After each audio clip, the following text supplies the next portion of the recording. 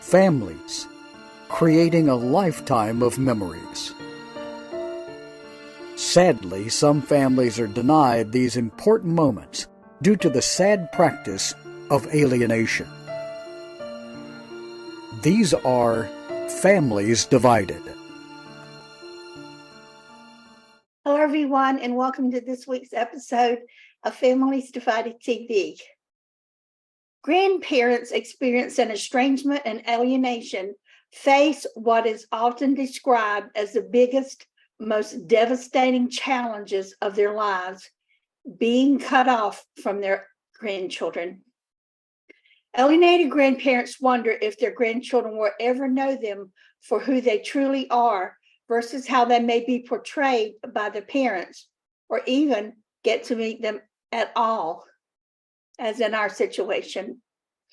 Oftentimes, grandparents will go to great lengths to attempt to reconnect with their grandchildren, sometimes spending tens of thousands of dollars in legal fees to gain access.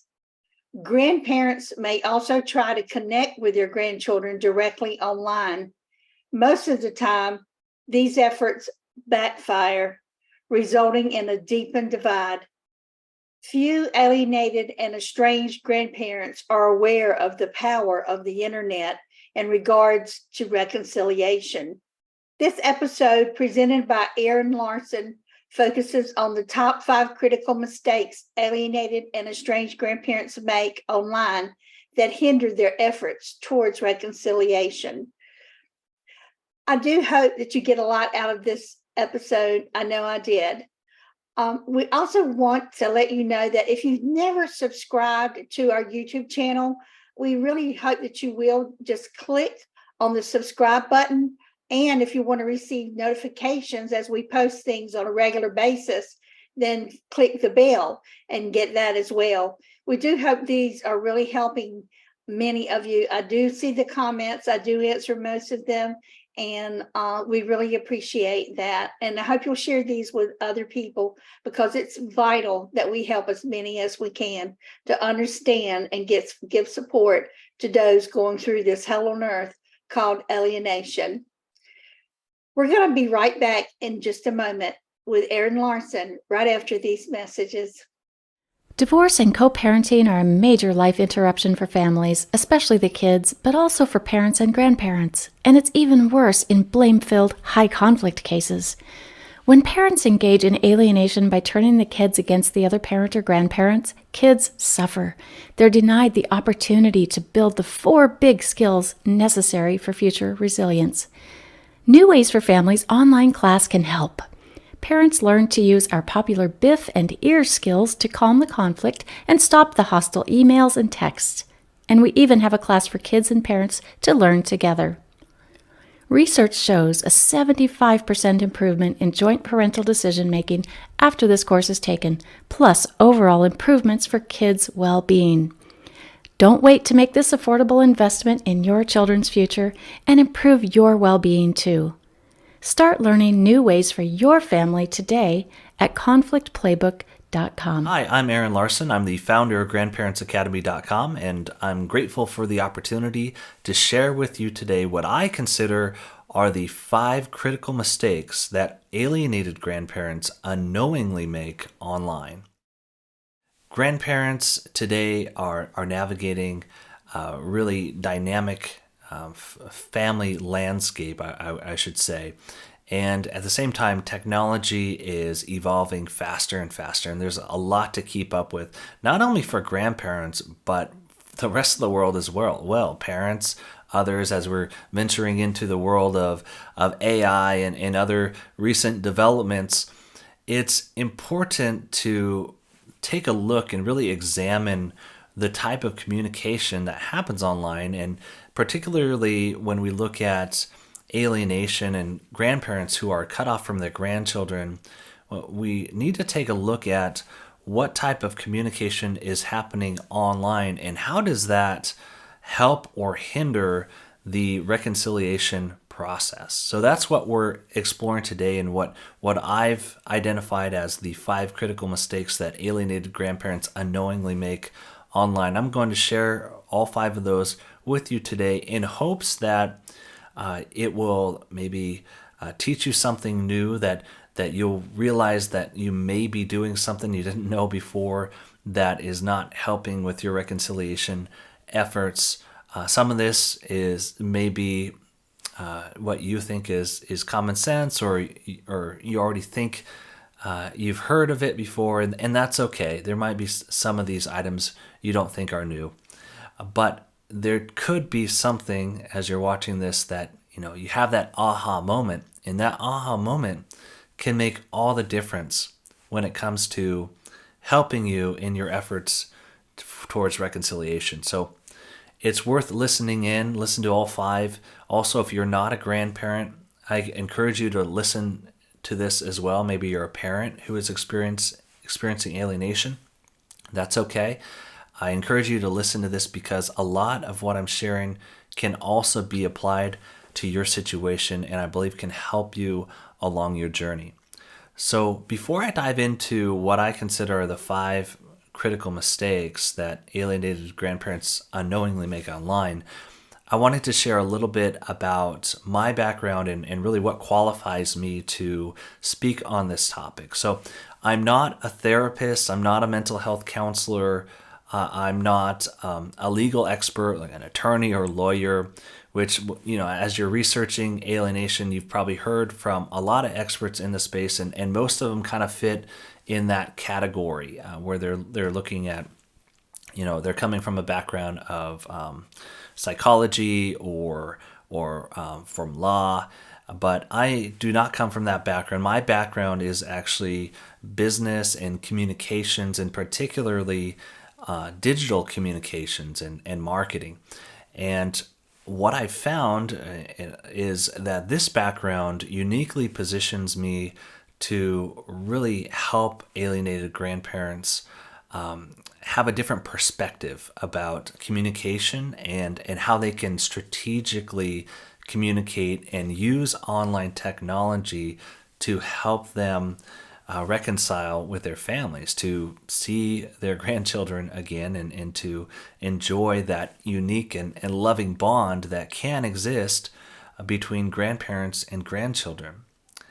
Now, this background that I have, I've worked with companies, large and small, for-profit, non-profit, local small-town companies to international manufacturers of textiles and things. And what I've helped them do in kind of the corporate and for-profit space and nonprofit really is to help companies build their presence online and also more effectively engage with their customers or their audience. And what I've discovered through this process after helping companies with this, I've also spent over a decade building this platform called grandparentsacademy.com that is all about helping grandparents grow meaningful relationships and rich legacies with their loved ones. And for the past 7 years, I've helped alienated grandparents who have been cut off from their grandkids and helped provide them with a safe place for them to gather and kind of work through with other great alienated grandparents their issues and then the hurdles that they're experiencing. But I've also created educational resources for alienated grandparents and coach them in how to strategically communicate and use online tools to help them in the reconciliation process. So I've been doing this for a while. I come from a different background than what you hear from most experts, and I believe that kind of adds a new dimension as you're looking to really advance this journey and to be reunited with your grandkids. It allows kind of a different perspective to come in and layer on to the efforts that and the progress that you're already making. So I hope that gives you an idea of my background and basically why you should listen to me or entertain some of the ideas that I have. I've done this work. I've helped alienated grandparents reconnect with their families and see their grandchildren again. I've spoken to grandparents at the lowest of lows on the phone and over calls. So I understand this situation and what you're going through as an alienated grandparent. I've heard hundreds, if not thousands, of different stories from alienated grandparents, and I can tell you that there are some commonalities in what I've learned from these experiences. There are some things that happen that can either trigger or worsen the alienation that's happening, and there are some common steps that you can take to improve and help the situation and be reunited with your grandchildren. So today, again, we're just going to focus just on the topic of what grandparents are doing, the mistakes that they could be unknowingly making online. And we'll dive into that right now with what I consider the first mistake. And these are in no particular order in terms of priority or importance. I just put these together. One of the most common mistakes I see alienated grandparents make online is posting about your alienation experience or the alienators themselves in an unknowingly public or exploitable way. A lot of times I see on Facebook and some other social media sites, alienated grandparents will be venting about their experience with others, and they might not realize that in the platform that they're using, that those posts can easily be shared or might, just because of the algorithm itself, appear right directly in front of the alienator. And when that happens, it often results in a worsening of the situation, because the alienator will use that against the grandparent. And in other ways, it can be a less direct route. Perhaps it's a family member or friend you didn't realize they were going to see the comment that you made on a certain post, and then they share it on or they pass it on to the person who is alienating you, and then all of a sudden that person again uses that against you and makes the situation worse. So that's one of the things I always advise grandparents, is to make sure you're checking your privacy settings in your profiles for every one of your social media platforms. Make sure that when you're posting something, one, it's something that you're okay that it be shared, that it could be something that might end up in front of the person who's alienating you. And then for extra measure, I just really recommend that alienated grandparents make their posts private as much as possible. So that's one thing I would say is really important, is just make sure you double check your privacy settings. Make sure every time you post something, I just go through the exercise, and what I recommend is just pretend like every time you're posting, whether you think it's private or not, that it's going to end up in front of the person who is alienating you. So that's one thing I think will really help you, is just to always keep that in the back of your mind, because what you post digitally, it can easily end up in front of that person. There are ways to easily take screenshots. So, another person who has access to your profile, maybe they're a friend or a relative, they see you post something, they take a screenshot, and then they share it on to the person who's alienating you. It just ends up being a bad situation. So be cautious about that. Related to that mistake, another mistake I see that alienated grandparents make is they join an online alienation support group without first evaluating its integrity. Especially on Facebook, there are a lot of alienation groups that alienated grandparents can join. And some of them are public, and some of them are private. And that's the first area you should be looking. And it says right when you're ready to join it in the details of the group, whether it is a public group or a private group. do not join the public groups. I'm telling you, every time when you join a public group, one, anyone who follows you, they can tell that you joined a public group. And also your posts get shared publicly as well. It's more easily for whatever you post in there to be shared potentially with the person who is alienating you. So that's one issue. Another one is a lot of those groups that are public, they aren't moderated as strictly to protect grandparents who are alienated. So, it might be someone in various countries, third world countries or whatever world countries around the world who just throw this up there because they want to gain as many followers as possible, or who knows, a lot of different reasons, right? And none of those reasons lend particularly well to helping alienated grandparents. They don't have your best interest in mind. A lot of these groups, what ends up happening, and I've seen this firsthand, and it's really disgusting, and it's really sad to see it, and frankly, it angers me when I see this, is parents, people who are not grandparents, those who are likely alienating their own parents and cutting off the grandparents from their grandchildren.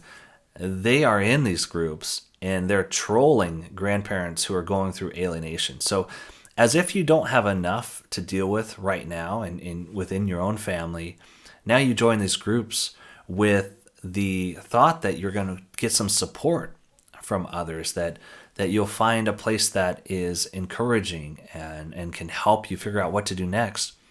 And instead you get these trolls, these parents who just harass you and make mean remarks and belittle you and talk about how terrible grandparents are and all this. You don't need that negativity in your life. And frankly, I've seen how some of these parents too, these toxic troll type parents, get in there and they'll screenshot what you're posting, and then they'll go to great lengths to make your life even worse. They'll actually contact people that they can tell in your profile, so maybe they can identify in some cases who it is that's alienating you, your son or daughter, son-in-law, daughter-in-law. They'll actually go to great lengths to find those people and share what you're posting about them, if you are posting something, which I recommend you don't, directly with those people who are alienating you. So you're going to find these bad actors, these trolls in these groups. So when you're going to join an online support group, make sure, one, that it's a private group. Next, when you join, see what they ask as in terms of qualifications for joining. They should have questions that are specific to whether or not you are a grandparent experiencing alienation. And there should be a review process. Like there should be terms that someone agrees to in order to join, which includes no bullying, no harassment, all of that. So there should be questions that the administrator posts that require someone to answer in order to join the group. And then what I always recommend is, if you're going to join the group, make sure that admin is actually doing their job. So go ahead, and if you find a group that you think it's a good group, go through the questions, but leave one of the questions blank. Like maybe it's don't agree to the terms, and see if they let you in anyway. If they let you in anyway, get out of the group. Leave the group, because you know that they're not being diligent in vetting the people that they're letting into the group. They could easily let in some trolls who could really mess up your relationship, really make it worse with the alienation that you're experiencing. So, and I have, through Grandparents Academy, we have a private online group for alienated grandparents. We have a private, very strictly moderated and admin Facebook group as well. There's more details about that in the description of the video below. So, if you want to join that, definitely take a look below. But the point is, you need to make sure, if you're going to join one of these groups, that it is a group that is strictly moderated and you can tell that they really have your best interest in mind. The next mistake I see alienated grandparents make online is not evaluating your own online presence through the eyes of others. When you're online, you have a lot of different platforms or websites that you're probably part of. You could be belonging to several different social media accounts with several different profiles. You might be on blogs, you might be in news articles, you could be all over the place online, and that collective look about where you are online, that's your online presence. And from kind of the business world, my experience is I've helped a lot of businesses, and I help families do this too, but take a look at what shows up online when someone searches for you. And is it what's showing up, is that helpful in your situation, or does it hinder your situation? It's important to kind of take an audit of yourself, an online audit of your online presence, just to see what is showing up and whether or not it really helps you. And there are a lot of tools that can help you do that.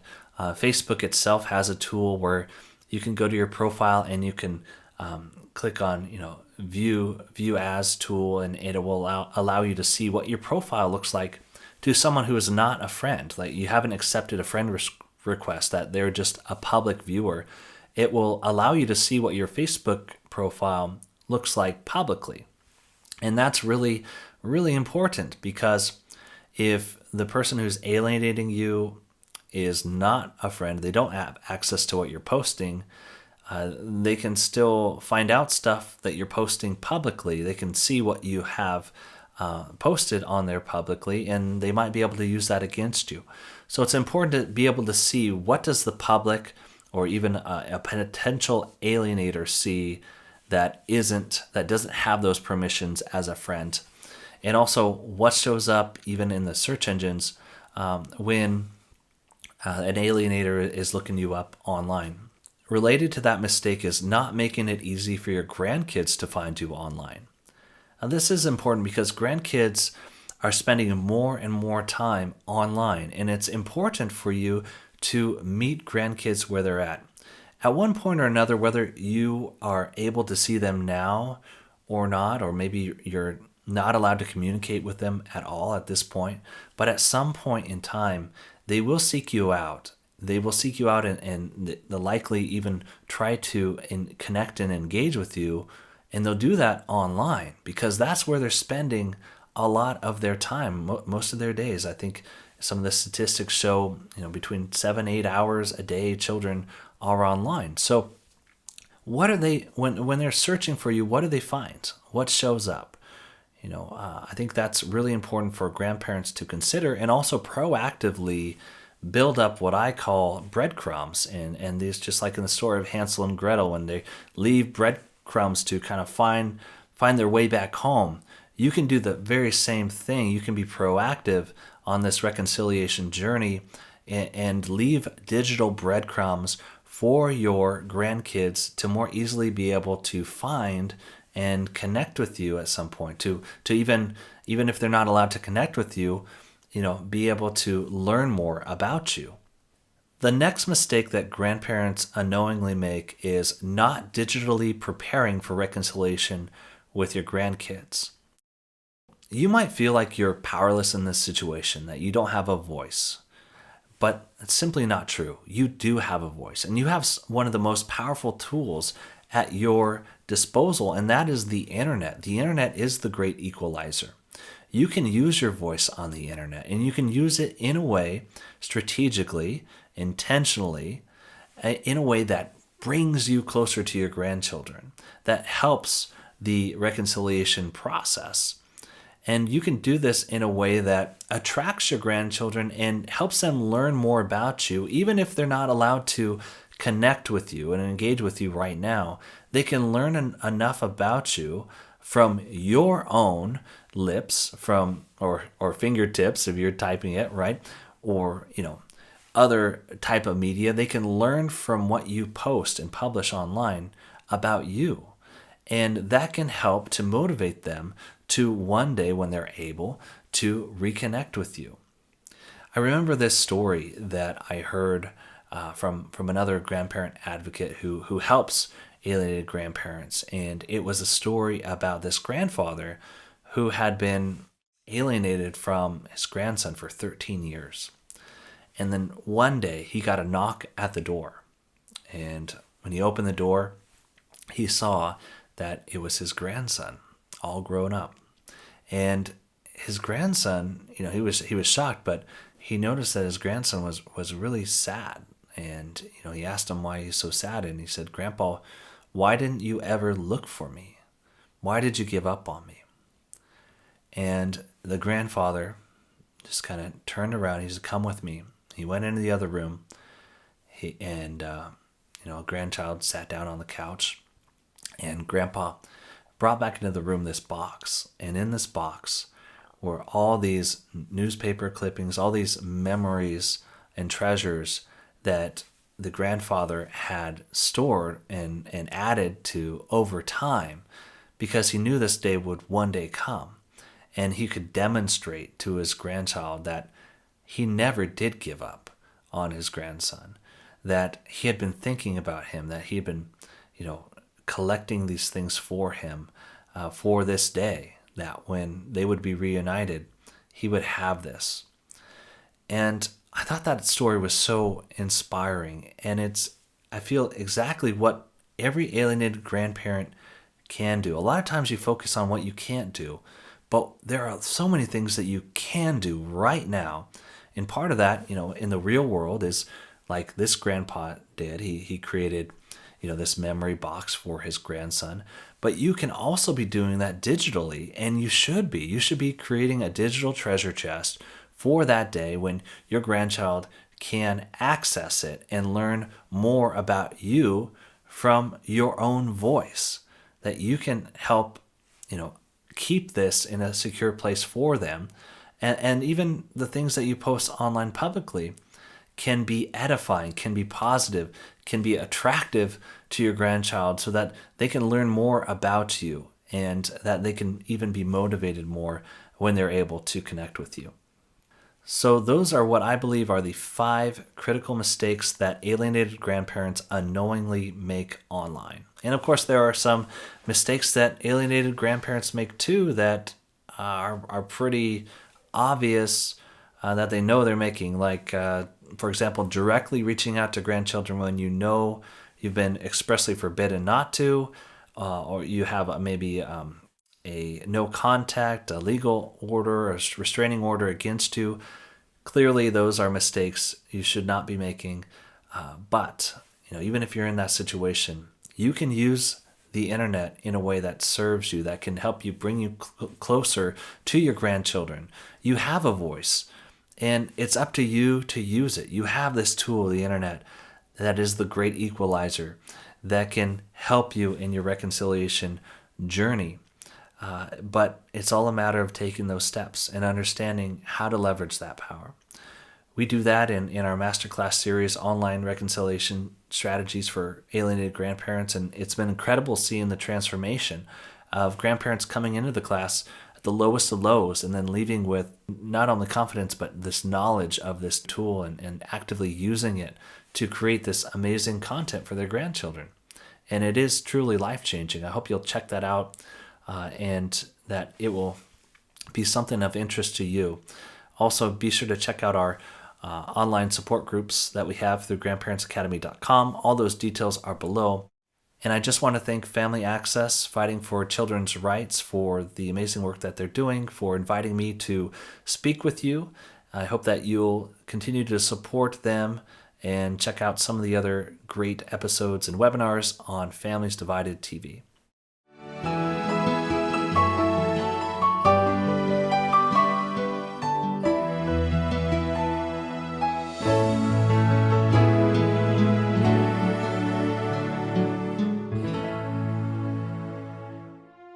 Next week on Families Divided TV, Melanie Gill will be speaking to us on false allegations, nipping them in the bud with science, not guesswork.